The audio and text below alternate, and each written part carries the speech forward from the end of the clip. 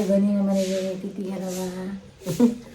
ಇವತ್ತು ಗೊತ್ತಿಲ್ಲದೆ ಬಂದಿದ್ದೀನಿ ನಾನು ತಿಥಿ ಅಂತೇಳಿ, ಯಾಕೆಂದರೆ ಶಿವರಾತ್ರಿಗಾಗೋ ತಿಥಿ ಆಗಿತ್ತು. ಇದು ಸೂತ್ಕ ಬಂದು ಮುಂದೆ ಹೋಗಿತ್ತು. ಸರ್ಪ್ರೈಸ್ ವಿಸಿಟ್ ಕೊಡೋಣ ಅಂತೇಳಿ ಬಂದೆ. ನಾನು ನೋಡಿದ್ರೆ ನನಗೆ ಸರ್ಪ್ರೈಸ್ ಆಗೋಯ್ತು. ಇಲ್ಲಿ ಅಮ್ಮ ಇಲ್ಲಿ ಪಾಯಸ ಮಾಡೋದಕ್ಕೆ ಅಂತೇಳಿ ಹೆಸರುಬೇಳೆ ಮತ್ತು ಕಡಲೆಬೇಳೆಯನ್ನು ಹುರಿದಿಟ್ಕೊಂಡಿದ್ದಾರೆ.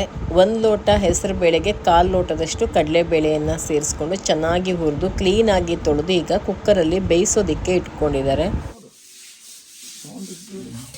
ತವೆಗ ಹೌದು, ತವೆ ಮಾಡೋದು ಹೆಸರುಬೇಳೆ ತವೆ. ಇದು ಚಲೋ ಮಾಡಿ ಇಲ್ಲಿ ಮೊಳೆ ಹೊಡೆದು ಇಟ್ಕೊಂಡಿಕ್ಕಿದ್ದೇನೆ. ಅದೇ ನೀರು ಎಳ್ಕೊಂಬಿ ಬೆಸ್ಟ್ ಆಗ್ತದೆ. ಇಲ್ಲಿ ನೀರಾದಂಗೆ ಎಳ್ಕೊಂಬಲ್ಲಿ ಕ್ಲೀನ್ ಇರುತ್ತೆ ಅಡುಗೆ ಮನೆ. ಅಡುಗೆ ಮನೆ ಕ್ಲೀನ್ ಇಡೋದು ನಂಗೆ ಆಗ್ತಿಲ್ಲ. ಕ್ಲೀನೇ ಗೊತ್ತು. ನಾವು ಬಟ್ಟೆ ಒರೆಸ್ಕೊತೀವಿ. ಬಟ್ಟೆ ತುಂಡಲ್ಲಿ ಒರೆಸೋದು ಆಗ್ತಿಲ್ಲ ನನಗೆ. ಹೌದು, ಒಂದು ಎಮ್ಮೆ ಹಾಲು ಒಂದು ದನದ ಹಾಲು ಎರಡೂ ಇದ್ದ. ನೋಡಿ ಊರ ಕಡೆ ಎಲ್ಲ ಈ ಥರ ಹಾಲು ಕೊಡ್ತಾರೆ. ಇದು ಮನೆಯಲ್ಲೇ ಹಸು ಮತ್ತು ಎಮ್ಮೆ ಕಟ್ಟದವರು ಕೊಟ್ಟುವಂಥದ್ದು. ಈ ಥರ ಪ್ಯಾಕೆಟ್ ಮಾಡಿ ಕೊಟ್ಟು ಬಿಡ್ತಾರೆ. ಅರ್ತೆ ಮಾಡಿ ಲೀಟ್ರು, ಒಂದು ಅರ್ಧ ಲೀಟ್ರು, ಒಂದು ಲೀಟ್ರ್, 1 ಲೀಟರು ಪ್ಯಾಕೆಟ್. ನಾನು ಇದಕ್ಕೆ ಫಸ್ಟ್ ಟೈಮ್ ನೋಡೋದು. ಮೊದಲೆಲ್ಲ ಊರಲ್ಲಿ ಬಾಟ್ಲು ಅಥವಾ ಎಂಥವ್ರು ತಂದು ಹಾಕೊಡ್ತಿತ್ತು ಅಲ್ಲಿ ಲೀಟ್ರ್ ಲೆಕ್ಕ. ಇದು ಇವಾಗ ಹಿಂಗಿದ್ದೊಂದು ಕಲ್ತ್ಕೊಳ್ಬೇಕು. ಪ್ಯಾಕೆಟ್ ಮಾಡು. ಬೆಳಿಗ್ಗೆ ಬಂದೊಂದು ಒಳ್ಳೆಯ ಅವಲಕ್ಕಿ ತಿಂದತ್ ನಿಂದು. ರುಚಿಯಾಗಿತ್ತು ಅವಲಕ್ಕಿ. ಹಾಗಲಕಾಯಿ ಪಲ್ಯ ಮಾಡ್ತಾ ಇದ್ದಾರೆ. ಹಾಗಲಕಾಯಿನ ಈ ರೀತಿ ಚಿಕ್ಕದಾಗಿ ಕಟ್ ಮಾಡ್ಕೊಂಡ್ಬಿಟ್ಟು ಅದಕ್ಕೆ ಉಪ್ಪು ಹಾಕಿ ತಿಕ್ಕಿಟ್ಕೋಬೇಕು. ಅದೆಲ್ಲ ಕಹಿ ಎಲ್ಲ ಬಿಟ್ಕೊಂಡಿರುತ್ತೆ. ಇದು ಕಹಿ ಪಲ್ಯ ಅಂತೆ ಅದಕ್ಕೆ. ಮತ್ತೆ ಹಾಗಲಕಾಯಿ ಉಪ್ಪೆಲ್ಲ ತಿಕ್ಕೋದಲ್ಲ ಅಂತೆ. ನಾನು ಮಾಡೋದು ಅದು ಹುಡಿ ಪಲ್ಯಕ್ಕೆ ತಿಕ್ಕಿಟ್ಕೊಳ್ತೀನಿ. ಇದು ಸ್ವಲ್ಪ ಡಿಫ್ರೆಂಟ್ ಪಲ್ಯ. ಇದಕ್ಕೆ ಸ್ವಲ್ಪ ಕಾಯಿ ತುರಿ ಸೇರಿಸ್ಕೊಂಡಿದ್ದಾರೆ. ಉಪ್ಪು, ಸಕ್ಕರೆ, ಕಾಯಿ ಪುಡಿ, ಅರಿಶಿನ ಪುಡಿ. ಅರಿಶಿನ. ಅಮ್ಮನ ಅಡುಗೆ ವಿಡಿಯೋ ಬರದೆ ತುಂಬ ದಿನ ಆಗಿತ್ತು. ಎಷ್ಟು ಜನ ಕೇಳ್ತಾ ಇದ್ರಿ ನನಗೆ ಕಮೆಂಟಲ್ಲಿ ಅಮ್ಮನ ರೆಸಿಪಿ ತೋರಿಸಿ ಅಂತೇಳಿ. ನನ್ನ ಕೈಲಿತ್ತು ತೆಂಗಿನೆಣ್ಣೆನ. ತೆಂಗಿನೆಣ್ಣೆ ಒಳ್ಳೆ ಪರಿಮಳ.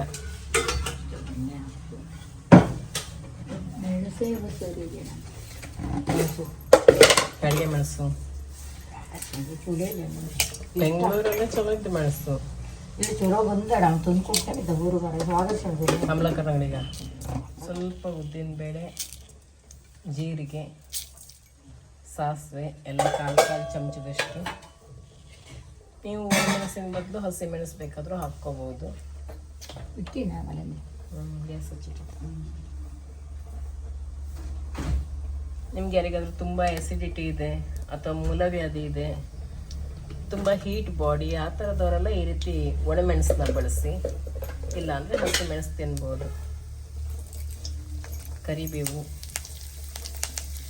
ಇದಕ್ಕೆ ಲಿಂಬು ರಸನ ಹಾಕ್ತಾ ಇದ್ದಾರೆ, ಅರ್ಧ ಕಡಿನ.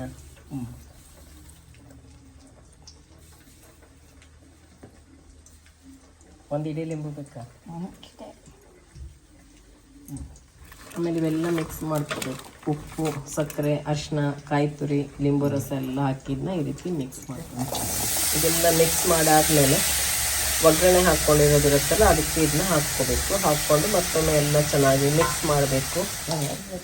ಅಂದರೆ ಇದೆಲ್ಲ ಈ ರೀತಿ ಮಿಕ್ಸ್ ಮಾಡಿಕೊಂಡು ಸ್ವಲ್ಪ ಹೊತ್ತು ಮುಚ್ಚಿಟ್ಬಿಟ್ರೆ ಆಯಿತು. ಅಲ್ಲೇ ಬೆಂದ್ಕೊಂಡಿರುತ್ತೆ. ಗಿಡೀರ್ ಪಲ್ಯ ರೆಡಿ ಆಗಿಬಿಡುತ್ತೆ. ಹಾಗಲಕಾಯಿ ಗಿಡೀರ್ ಪಲ್ಯ ಹೆಲ್ತಿಗೆಲ್ಲ ತುಂಬ ಒಳ್ಳೆಯದು. ಶುಗರ್ ಅವರಿಗೆಲ್ಲ ತುಂಬಾ ಒಳ್ಳೆಯದು ಈ ರೀತಿ ಪಲ್ಯ ಮಾಡಿಕೊಂಡ್ರೆ. ಅಮ್ಮನ ಹಾಗಲಕಾಯಿ ಪಲ್ಯ ನೋಡಿ ರೆಡಿಯಾಗಿದೆ. ಅನ್ನದ ಜೊತೆಗೆ ಕಲ್ಸ್ಕೊಂಡು ಊಟ ಮಾಡೋಕ್ಕೆ ಚೆನ್ನಾಗಿರುತ್ತೆ. ಹಾಗೆ ಅಮ್ಮ ಪಾಯಸ ಮಾಡೋದಕ್ಕೆ ಅಂತೇಳಿ ಇಲ್ಲಿ ಮಿಕ್ಸಿ ಜಾರಲ್ಲಿ ಏಲಕ್ಕಿ, ಒಂದು 5-6 ಲವಂಗ, ಹಾಗೆ ಒಂದು ಸ್ವಲ್ಪ ಬಾದಾಮಿ ಎಲ್ಲ ಹಾಕ್ಕೊಂಡು ಇಲ್ಲಿ ಪೌಡ್ರ್ ಮಾಡ್ಕೊಂಡಿದ್ದಾರೆ. ಅದಕ್ಕೇ ಈಗ ಕಾಯಿ ತುರಿ ಕೂಡ ಹಾಕ್ಕೊಳ್ತಾ ಇದ್ದಾರೆ ಆ ಪೌಡ್ರಿಗೇನೆ. ಅದಕ್ಕೆ ಸ್ವಲ್ಪ ನೀರು ಹಾಕಿ ನುಣ್ಣಗೆ ರುಬ್ಕೊಂಡ್ರು. ಇವಾಗ ತುಂಬಾ ನುಣ್ಣಗಾಗಬೇಕು. ಅದು ನುಣ್ಣಗೆ ರುಬ್ಕೊಂಡಿದ್ದನ್ನು ಒಂದು ಪಾತ್ರೆಯಲ್ಲಿ ಇಲ್ಲಿ ಹಾಕಿಟ್ಕೊಂಡಿದ್ದಾರೆ. ಹಾಗೆ ಮಿಕ್ಸಿ ಜಾರ್ ತೊಳೆದಂಥ ನೀರನ್ನು ಕೂಡ ಇದಕ್ಕೆ ಸೇರಿಸ್ಕೋಬೇಕು. ಬೇಳೆ ಕೂಡ ಇವಾಗ ಚೆನ್ನಾಗಿ ಬೆಂದಿದೆ, ಚೆನ್ನಾಗಿ ಬೆಂದ್ಕೊಂಡಿದೆ. ಇದಕ್ಕೆ ಸ್ವಲ್ಪ ಉಪ್ಪು ಹಾಕ್ತಾ ಇದ್ದಾರೆ. ಯಾವುದೇ ಸ್ವೀಟ್ ಮಾಡಿದ್ರೆ ಸ್ವಲ್ಪ ಉಪ್ಪು ಹಾಕಬೇಕು, ಚೆನ್ನಾಗಿರುತ್ತೆ. ಹಾಗೆ ಇದಕ್ಕೆ ತುಪ್ಪ, ಎಮ್ಮೆ ತುಪ್ಪ ಇರೋದ್ರಿಂದ ನೋಡಿ ಒಳ್ಳೆ ಎಮ್ಮೆ ತುಪ್ಪ ಬಿಳಿ ಬಣ್ಣ ಆಗಿದೆ. ಮರಳಾದಂಥ ತುಪ್ಪ, ಮರಳಾದ ಅಮ್ಮ ಮಾಡಿದ ತುಪ್ಪ. ಹಾಗೆ ಬೆಲ್ಲ, ಆರೋಗ್ಯಕ್ಕೆ ತುಂಬ ಒಳ್ಳೆಯದಿದು. ಬೆಲ್ಲ ಕೂಡ ಹಾಕಿ ಮಾಡುವಂಥದ್ದು. ಜೋನಿ ಬೆಲ್ಲ ಹಾಕ್ತಾ ಇದ್ದಾರೆ ಇಲ್ಲಿ. ಟೇಸ್ಟ್ ಕೂಡ ತುಂಬಾ ಚೆನ್ನಾಗಿರುತ್ತೆ. ತುಪ್ಪ, ಬೆಲ್ಲ, ಹೆಸರುಬೇಳೆ, ಕಡಲೆಬೇಳೆ,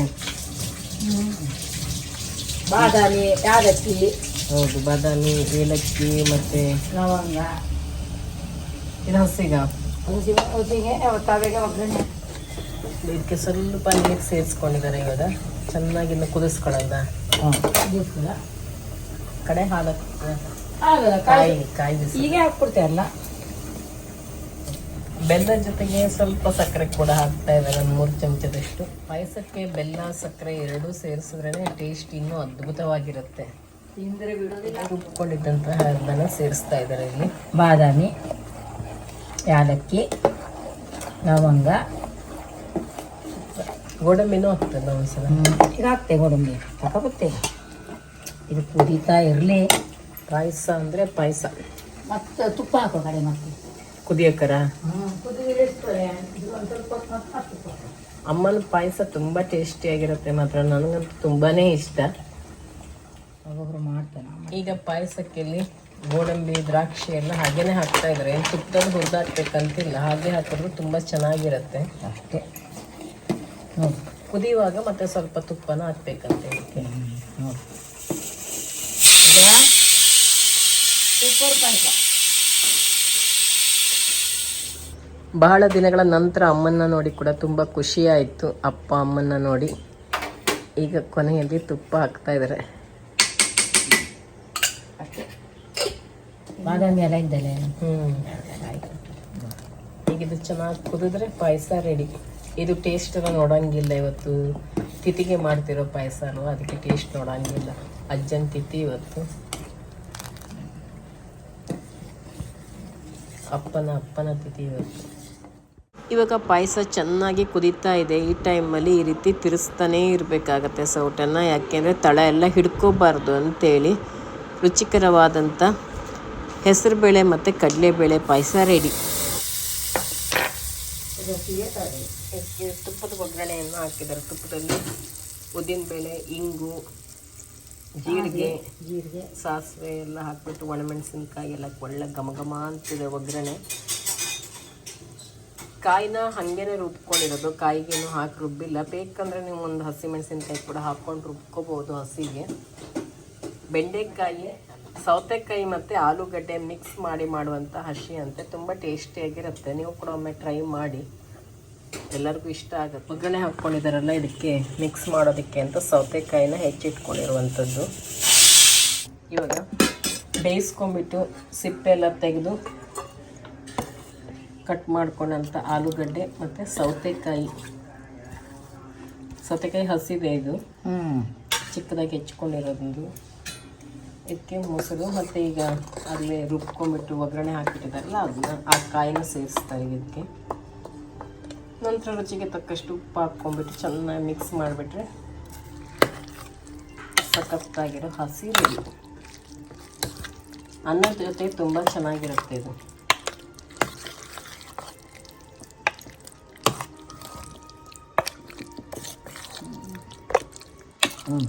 ಚಲೋ ಇದೆಯಾ? ಇದಕ್ಕೆ ರುಚಿಗೆ ತಕ್ಕಷ್ಟು ಉಪ್ಪನ್ನು ಸೇರಿಸ್ತಾರೆ.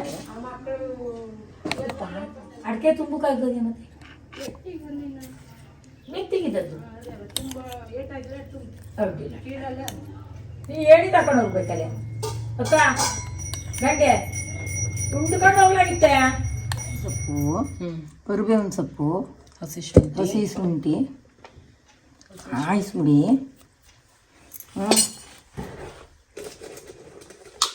ಸ್ವಲ್ಪ ಉಪ್ಪು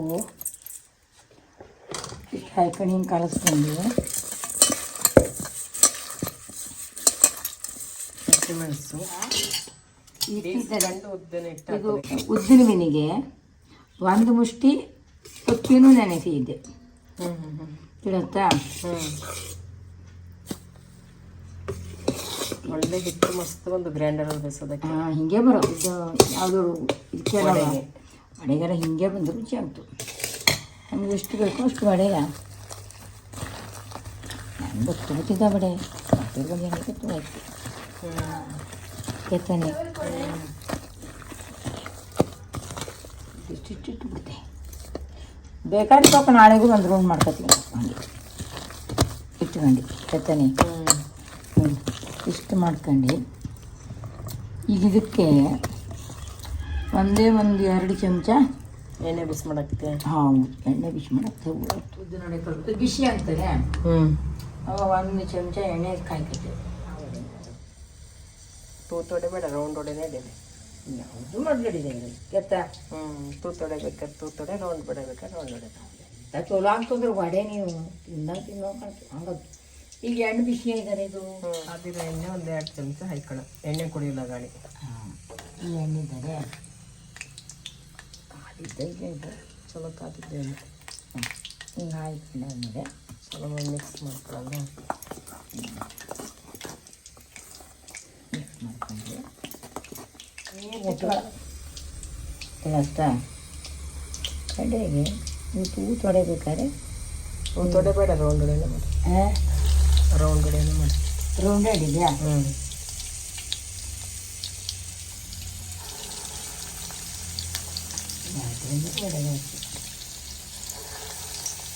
ನಾವು ಎಷ್ಟು ಬೇಕು ಹಾಕೊಳ್ಳಿ. ಒಳ್ಳೆ ಹಗೂರಾಗಿತ್ತು. ನೀವು ವಡೆ ಮಾಡಿ ಆಯಿತು.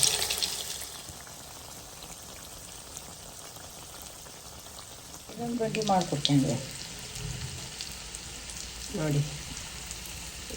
ಉದ್ದಿನ ವಡೆ ರೆಡಿ. ಅಮ್ಮ ಮಾಡಿದ ಉದ್ದಿನ ವಡೆ ತುಂಬ ಚೆನ್ನಾಗಿ ಬಂದಿದೆ. ಮಾತ್ರ ರುಚಿ ನೋಡಿ ತುಂಬ ಲಘುವಾಗಿ ಬಂದಿದೆ. ಅಷ್ಟು ಚಲೋ ಬಂತು. ಸಾಫ್ಟ್ ಒಳ್ಳೆ ಇದಾಗಿ ಬಂತು.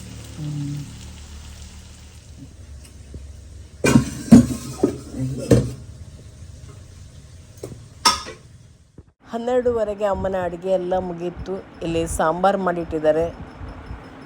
ನವಿಲುಕೋಲು, ಕ್ಯಾರೆಟು, ಬೀನ್ಸು, ನುಗ್ಗಿಕಾಯಿ, ಟೊಮೆಟೊ ಎಲ್ಲ ಹಾಕ್ಬಿಟ್ಟು ಸಾಂಬಾರು ಮಾಡಿದ್ದಾರೆ. ನಂತರ ಇಲ್ಲಿ ಆಲೂಗಡ್ಡೆ ಮತ್ತು ಸೌತೆಕಾಯಿ ಹಾಕಿ ಮಾಡಿದಂಥ ಹಸಿ ಹಾಗಲಕಾಯಿ ಪಲ್ಯ, ಪಾಯಸ, ತವೆ. ಇದಂತೂ ತುಂಬಾ ರುಚಿಯಾಗಿತ್ತು. ರೆಸಿಪಿನ ಶೇರ್ ಮಾಡೋಕ್ಕಾಗಿಲ್ಲ. ನಂತರ ಪುರೋಹಿತರು ಬಂದರು. ಜನತಿಥಿ ಶಿವರಾತ್ರಿಗೆ ಆಗೋದಾಗಿತ್ತು. ಸೂತ್ಕ ಬಂದಿರೋದ್ರಿಂದ ಸೂತ್ಕ ಹೋಗೋ ದಿನ ಮಾಡ್ತಾರೆ. ಹೆಚ್ಚಾಗಿ ಯಾವಾಗಲೂ ಜನರೆಲ್ಲ ಕರಿತಾ ಇದ್ದರು. ಇವಾಗ ಮನೆ ಮಂದಿ ಅಷ್ಟೇ ಪುರೋಹಿತರೊಬ್ಬರನ್ನ ಕರೆದಿದ್ರು ಗಂಧಾಕ್ಷತೆ ಕೊಡೋದಕ್ಕೆ ಅಂತೇಳಿ.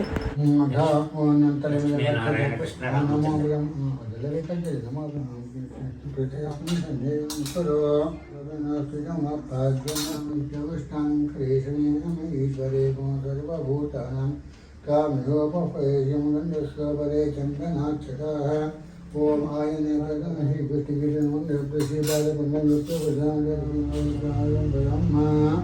ಶ್ರೀ ಮಹಾವಿಷ್ಣು ತುಳೋಪಬ್ರಹ್ಮಣ ಪಾದಾದಿಕೇಶಾಂತಂ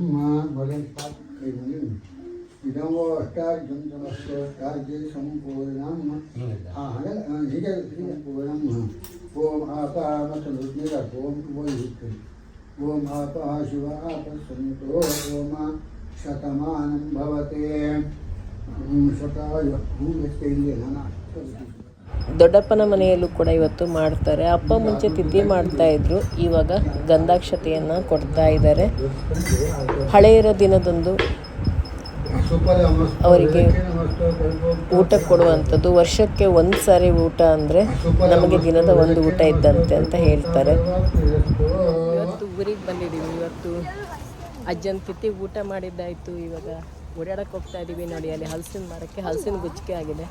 ನಾಳೆ ಅಮ್ಮ ಪಲ್ಯ ಮಾಡಿಕೊಡ್ತೀನಿ ಅಂತ ಹೇಳಿದ್ದಾರೆ. ಇನ್ನು ಅದನ್ನೊಂದು ಇಳಿಸೋದಿದೆ. ಹಲಸಿನ ಗುಚ್ಚಿಗೆ ಅಜ್ಜ ಇವತ್ತೆಲ್ಲ ಶಿವರಾತ್ರಿ ದಿನ ರಾಶಿ ವರ್ಷ ಆಗುತ್ತೆ. ಇವತ್ತಿನ ವ್ಲಾಗನ್ನು ಇಲ್ಲಿಗೆ ಮುಗಿಸ್ತಾ ಇದ್ದೀನಿ. ನೆಕ್ಸ್ಟ್ ಎಲ್ಲಿಗೆ ಹೋದ್ವಿ, ಏನೆಲ್ಲ ಮಾಡಿದ್ವಿ ಅನ್ನೋದನ್ನು ನೆಕ್ಸ್ಟ್ ವ್ಲಾಗಲ್ಲಿ ನಿಮ್ಮ ಜೊತೆಗೆ ಶೇರ್ ಮಾಡ್ತೀನಿ. ಇವತ್ತಿನ ಈ ವ್ಲಾಗ್ ನಿಮ್ಗೆ ಇಷ್ಟ ಆಗಿದ್ದರೆ, ಹೊಸಬರಾಗಿದ್ದರೆ ಸಬ್ಸ್ಕ್ರೈಬ್ ಮಾಡಿ, ಹಾಗೆ ಬೇರೆಯವ್ರ ಜೊತೆ ಕೂಡ ಶೇರ್ ಮಾಡ್ಕೊಳ್ಳಿ. ನಿಮ್ಮ ಅನಿಸಿಕೆ ಅಭಿಪ್ರಾಯವನ್ನು ಕಮೆಂಟಲ್ಲಿ ತಿಳಿಸಿ, ಹಾಗೆ ಒಂದು ಲೈಕ್ ಮಾಡೋದನ್ನು ಮರಿಬೇಡಿ ಸ್ನೇಹಿತರೆ. ಇನ್ನೊಂದು ವ್ಲಾಗ್ ಜೊತೆಗೆ ನಿಮ್ಮನ್ನು ಭೇಟಿ ಆಗ್ತೀನಿ.